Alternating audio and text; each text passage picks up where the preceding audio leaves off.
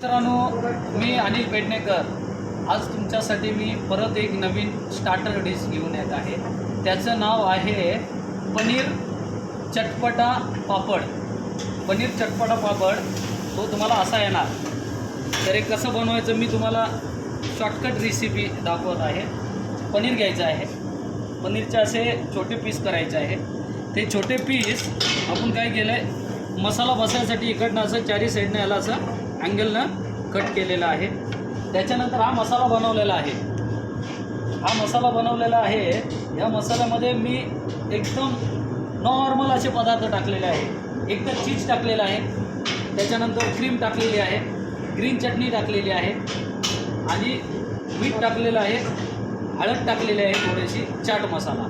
ठीक आहे मित्रांनो, तर हे पूर्ण असं व्यवस्थित मॅशिंग करून घ्यायचं आहे. हे तुम्ही मॅश जर 1-1.5 तास किंवा 15-20 मिनटं असं जरी ठेवलं मसाला तर त्याचा फ्लेवर जो आहे तो अजून येणार. त्याच्यानंतर महत्त्वाचा घटक आपण इथे घेतलेला आहे पापड. हा पापड भाजलेला आहे, रोस्टेड पापड आहे. या पापडमध्ये आपण हे असं पनीर व्यवस्थित याला चारी बाजून मसाला लावून हे पनीर असं या पापडमध्ये याचा रोल करायचा आहे. त्या अशा पद्धतीने मित्रांनो हा रोल चाललेला आहे. त्याच्यानंतर आपण इकडं फ्राय पॅन घेतलेला आहे, नॉनस्टिक फ्राय पॅन घेतलेला आहे. त्याच्यामध्ये तेल आणि थोडंसं घी असेल नसेल चालेल, तेल आणि घी त्याच्यामध्ये आपण असं इकडं सोडलेलं आहे. थोडं गॅस फास्ट करून घेतल्यानंतर ते व्यवस्थित परतायचं आहे. ते व्यवस्थित परतल्यानंतर त्याचा कलर जो आहे तो असा होतो. हे बघा, हे तयार झालेलं आहे. व्यवस्थित ब्राऊन करून घ्यायचं आहे.